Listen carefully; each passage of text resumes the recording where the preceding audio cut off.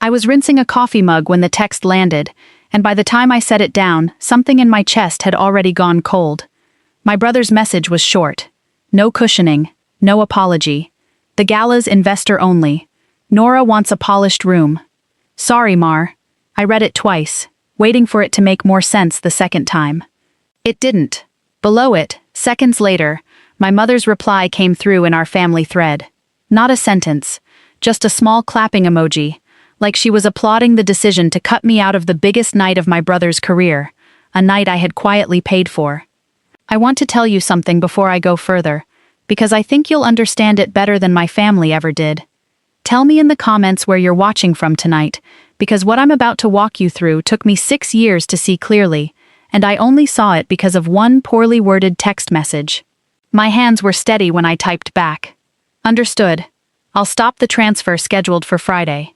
I hit send and set the phone face down on the counter, and for the first time in longer than I could remember, I didn't brace for the fallout.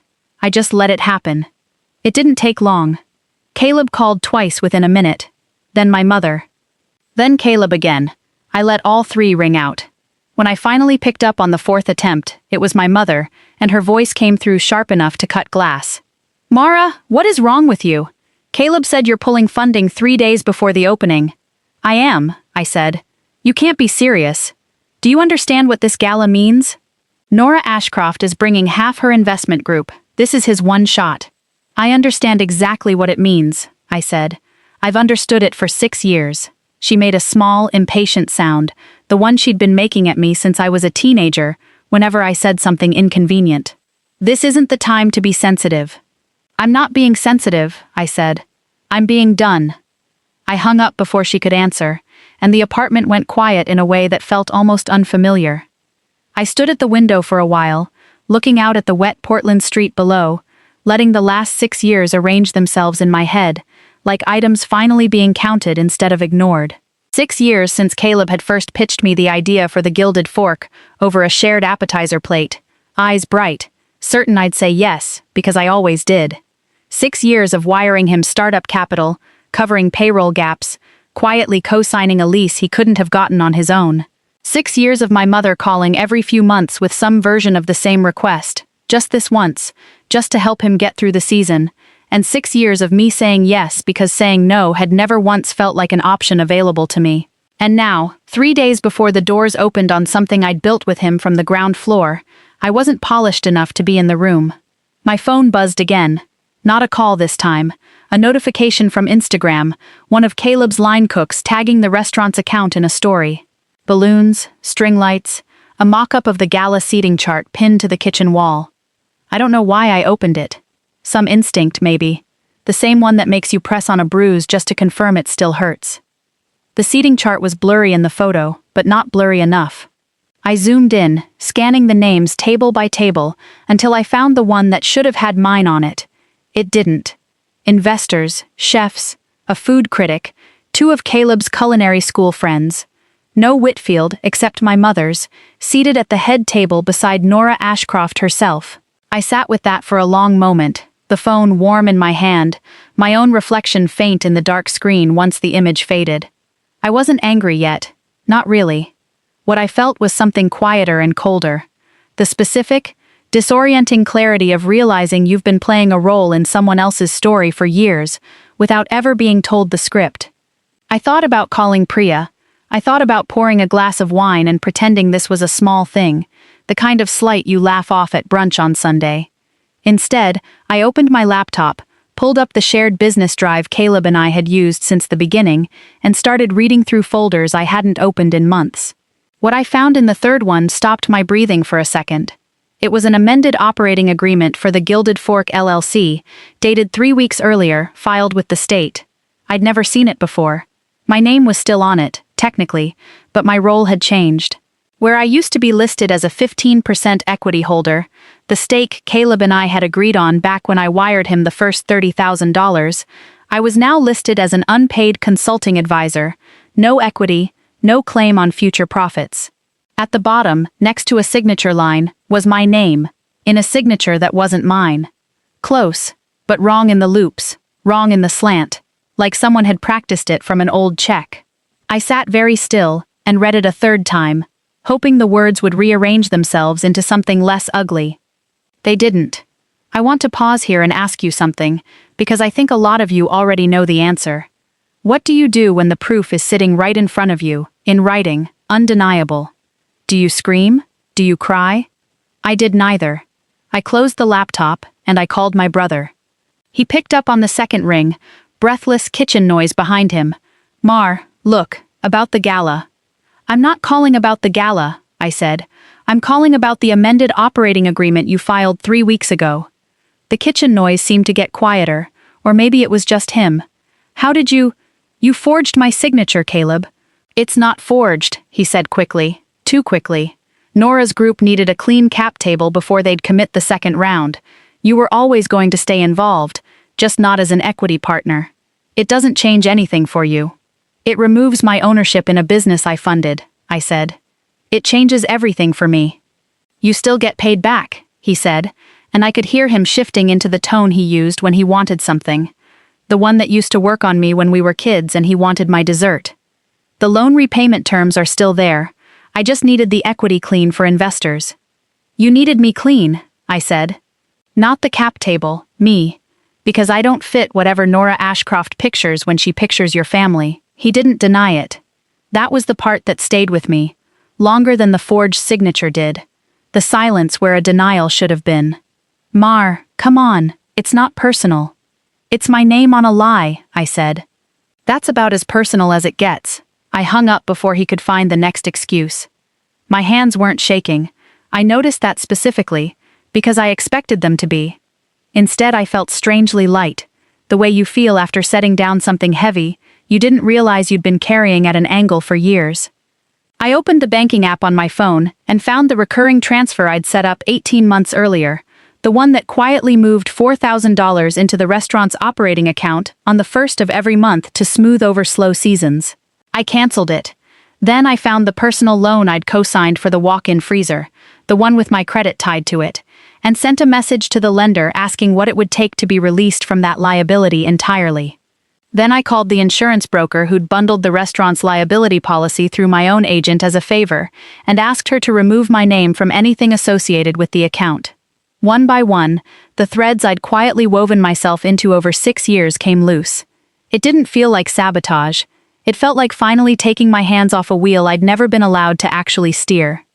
By early evening, my phone had accumulated 11 missed calls, 4 from Caleb, 6 from my mother, 1 from a number I didn't recognize that turned out, when I finally checked the voicemail, to belong to the restaurant's general contractor asking why the final payment on the build-out hadn't cleared.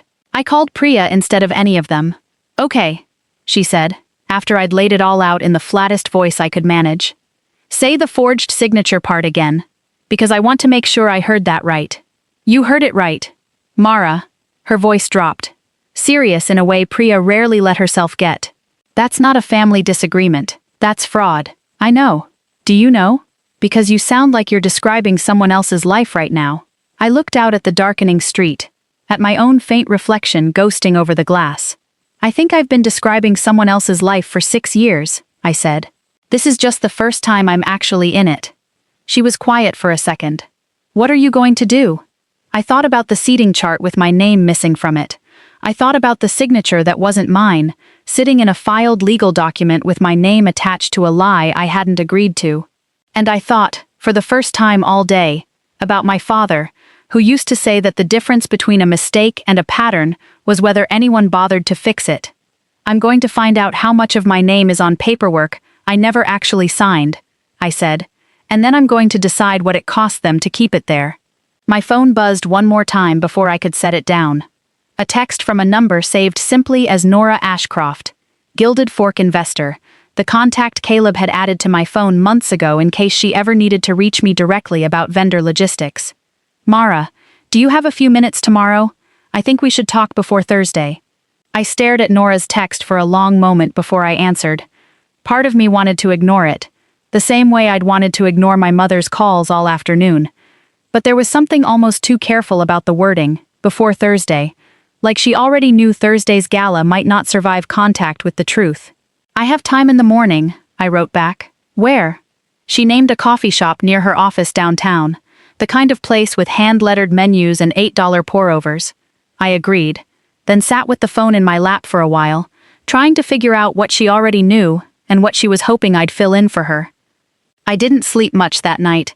Instead, I sat at my kitchen table with my laptop open, working my way backward through 18 months of the shared business drive, folder by folder, the way you'd walk backward through a house looking for the exact point where something started to smell like smoke.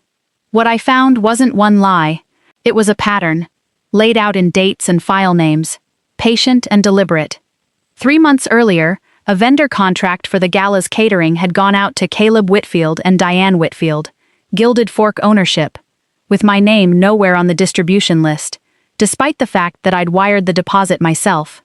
6 weeks before that, an email chain about the restaurant's second-round investment terms, the same round tied to the amended agreement, showed my mother CC'd on every message. I wasn't CC'd on a single one, even though the terms directly touched money I had put in. Near the bottom of the folder was a note, clearly meant only for Caleb, forwarded to my mother by mistake and never deleted.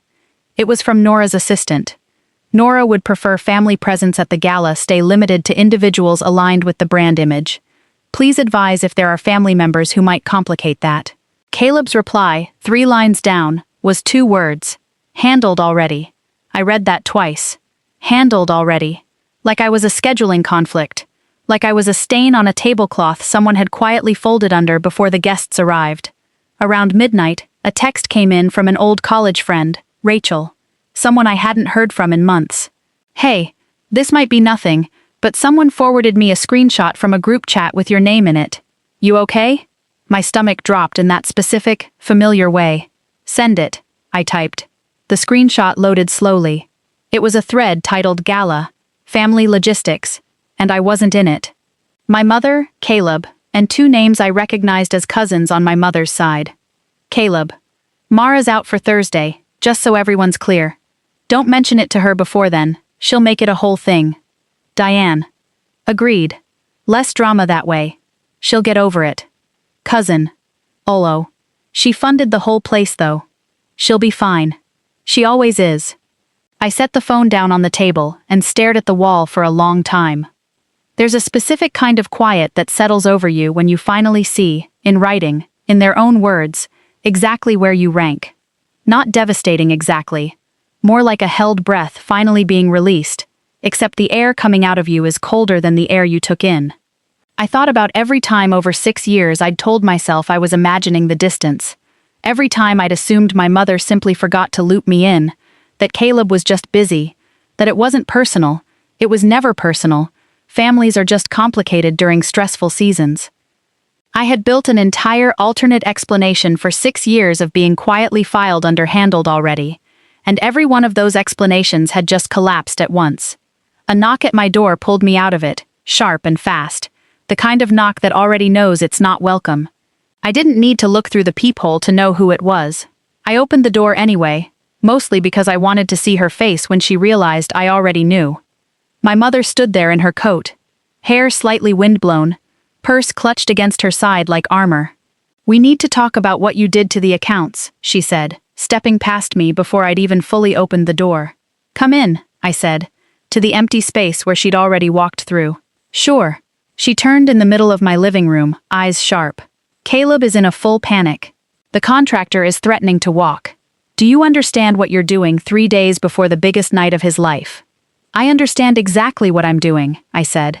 "The question is, whether you understand what you did." Her expression flickered, just barely. "I don't know what you mean."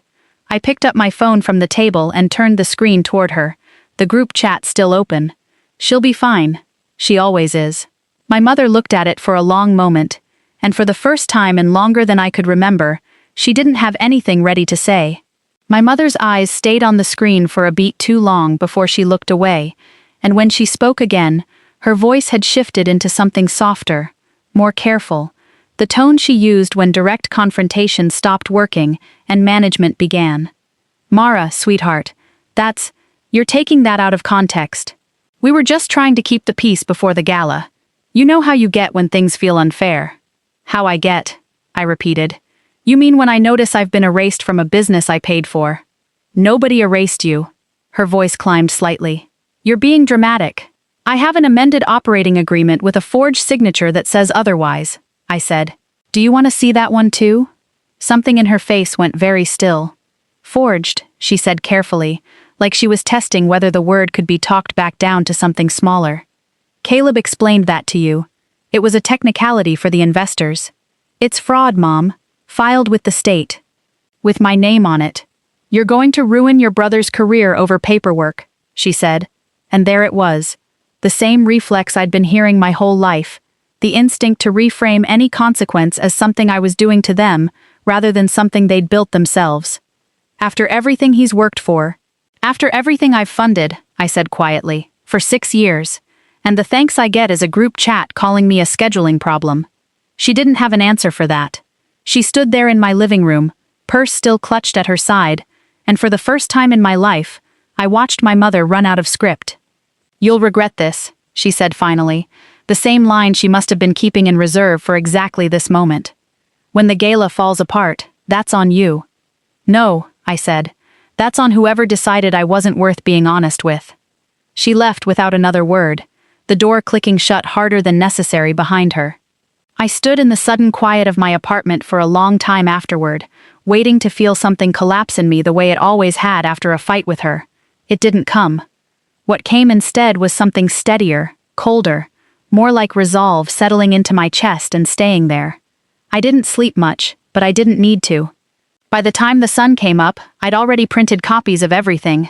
The amended agreement, the forwarded email about brand image, the group chat screenshot, the vendor contract with my name missing, and slid them into a plain folder before I left for the coffee shop to meet Nora. She was already seated when I arrived, a laptop open in front of her, 2 coffees on the table like she'd ordered mine in advance, without knowing what I'd want, and guessed close enough. She stood briefly when she saw me, businesslike, composed in that particular way people are when they suspect a meeting is about to go somewhere they didn't fully plan for.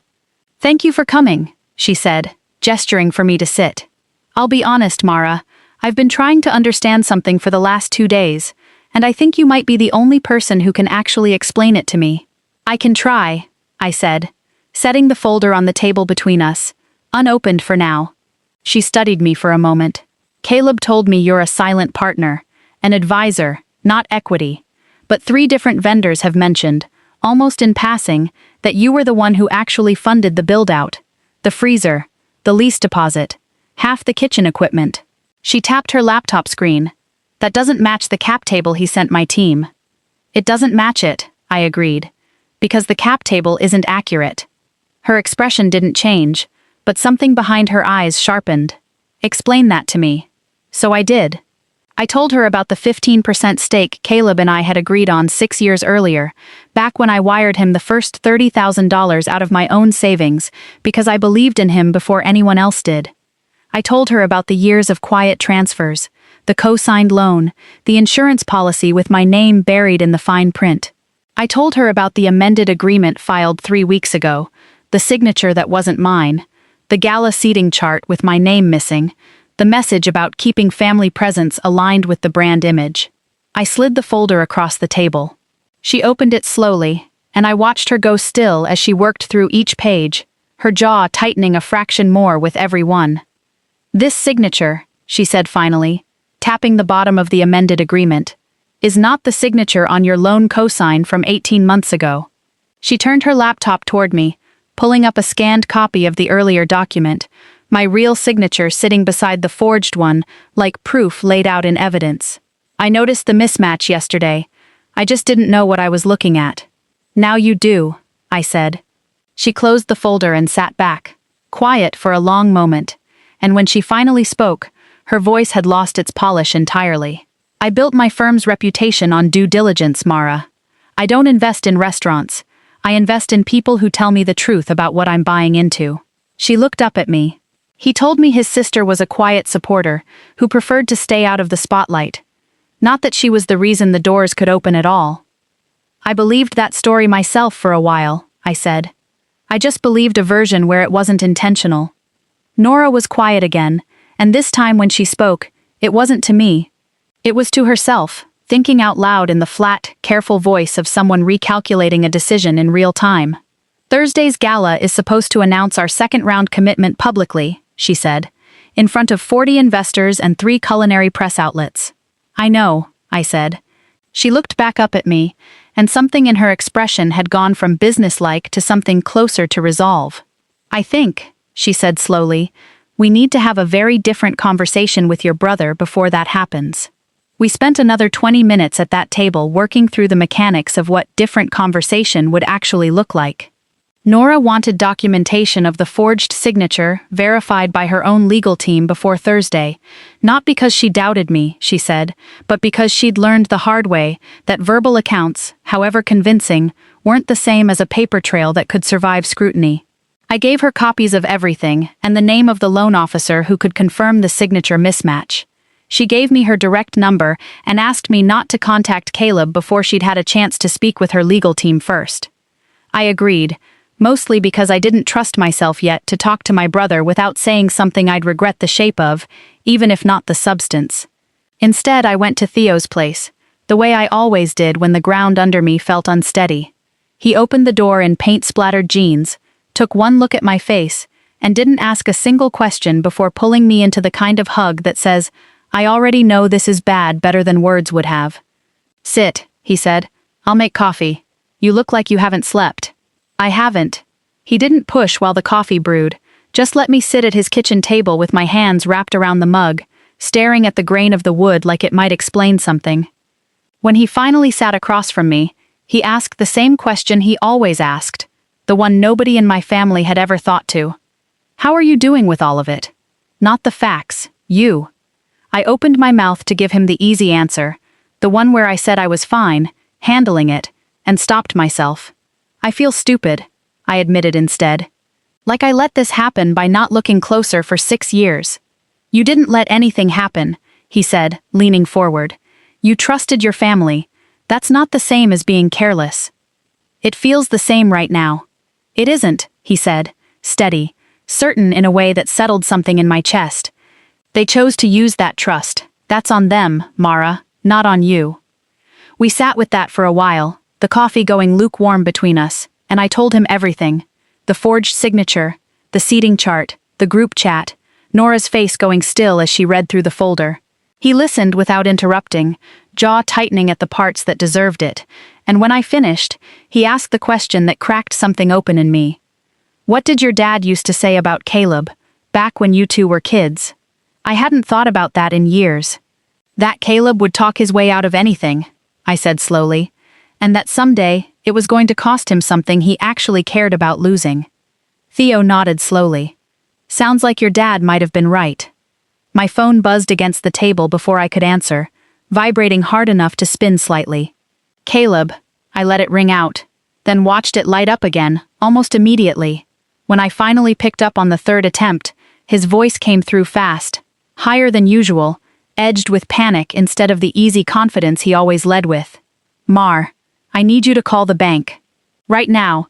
There's a hold on the operating account and payroll doesn't clear until tomorrow. I need you to release it. I didn't put a hold on the account, I said.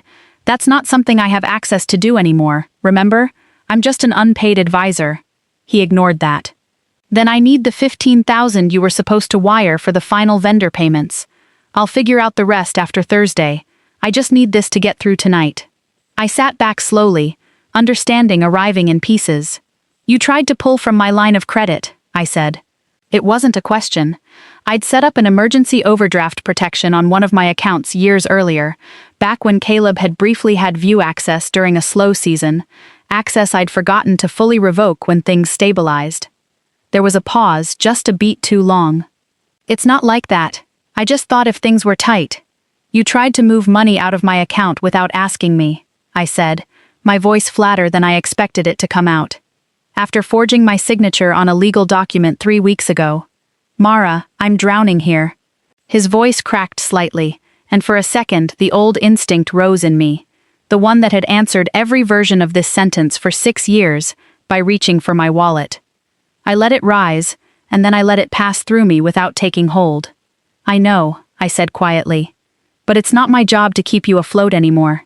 Not like this. So that's it? You're just done? After everything? After everything, I repeated. Yes. I hung up and set the phone face down on Theo's table, my hand steadier than I expected. He watched me for a moment, then reached over and gently turned my coffee mug so the handle faced me. A small, wordless gesture that meant more than anything he could have said. You okay? He asked.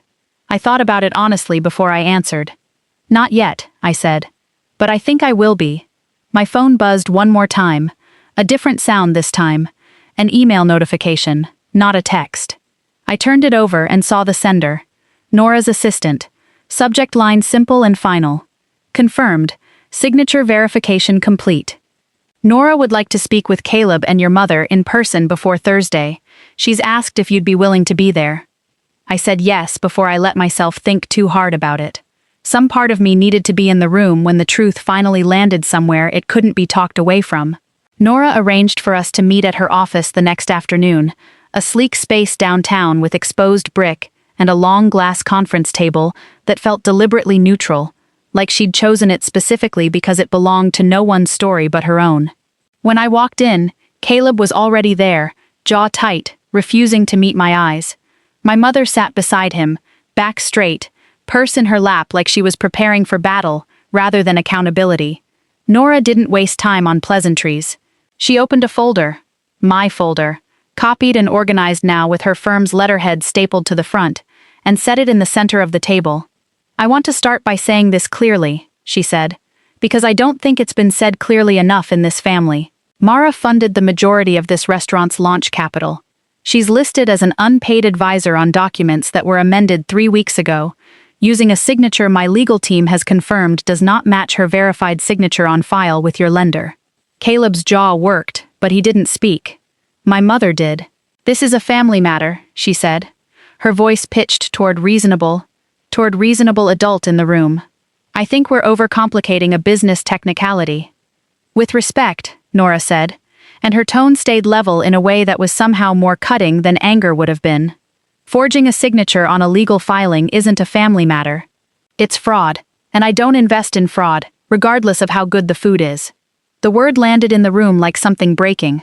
My mother's face went pale, then quickly rearranged itself into something closer to pleading. Caleb didn't mean any harm by it. He was under enormous pressure to close the round. Surely that context matters. It matters to me that no one told me, Nora said. It matters more that the person actually harmed by it is sitting at this table, and nobody thought to loop her in before today. Caleb finally looked at me, and for a second, I saw something in his face that almost looked like the brother I remembered from before any of this. Before 6 years of quiet transfers had calcified into something neither of us seemed to know how to name. I panicked, he said quietly. I thought if the equity looked cleaner, Nora's group would move faster. I didn't think about what it actually meant. I didn't think about you. That's the part I keep getting stuck on, I said, and my voice came out steadier than I expected. Not that you needed help. I would have kept giving it to you, Caleb, same as I always have. It's that you decided I wasn't someone you needed to be honest with, that I was just a line item to manage instead of a person to talk to. He didn't have an answer for that. Neither did my mother, though she tried, several times, circling around phrases like family sacrifices, and you've always been the strong one before trailing off under the weight of her own words, finally sounding as thin out loud as they'd always felt to me privately. Nora closed the folder. Here's where I land, she said. I'm willing to continue as an investor, but only under a revised structure. Mara's original equity stake is reinstated in full, retroactive to the original agreement, with her consent required on any future amendments, and Thursday's gala doesn't happen as currently planned. Not until this is resolved properly, on paper, with everyone's actual signature. My mother opened her mouth to object, then seemed to reconsider whatever she'd been about to say. Caleb just nodded, quiet in a way I hadn't seen from him in years. We left the office separately. I didn't say goodbye to either of them, and neither of them tried to stop me. That evening, Priya showed up at my apartment with a bag of takeout, and the specific brand of gentle interrogation only a best friend can pull off, without it feeling like pressure. I told her everything. Nora's office, the word fraud landing across the table, the way Caleb had finally looked at me like he actually saw me. "How do you feel?" she asked, echoing the same question Theo had asked me the day before, the question no one in my family had ever thought to ask across 6 years of quiet transfers. "Lighter," I admitted, which feels strange, considering how much just fell apart. "Maybe it needed to fall apart," she said, "for you to stop holding it up." I thought about that long after she left, sitting alone in the quiet of my apartment with a mug of tea going cold in my hands. Outside, the city lights blurred slightly through the window, and for the first time in longer than I could remember, the silence in my apartment didn't feel like something I needed to fill. My phone buzzed once, late, a text from Caleb this time instead of my mother. Just 3 words, no explanation attached. "I'm sorry, Mar. I didn't answer right away. Some apologies need time before they mean anything, and I wasn't ready yet to decide whether this one would." 3 weeks passed before I saw either of them again. In that time, the revised agreement was signed and filed properly. My equity reinstated, my name back where it belonged, every future amendment requiring my actual signature, and no one else's approximation of it. Nora moved forward with her investment. The gilded fork opened quietly, without the gala, without the seating chart, without the version of the story where I existed only as a line item to be managed around. I spent those 3 weeks doing ordinary things I hadn't let myself enjoy in years. I repainted my kitchen a pale sage green I'd been meaning to for a decade. I started running again in the mornings before work, just short loops around the neighborhood.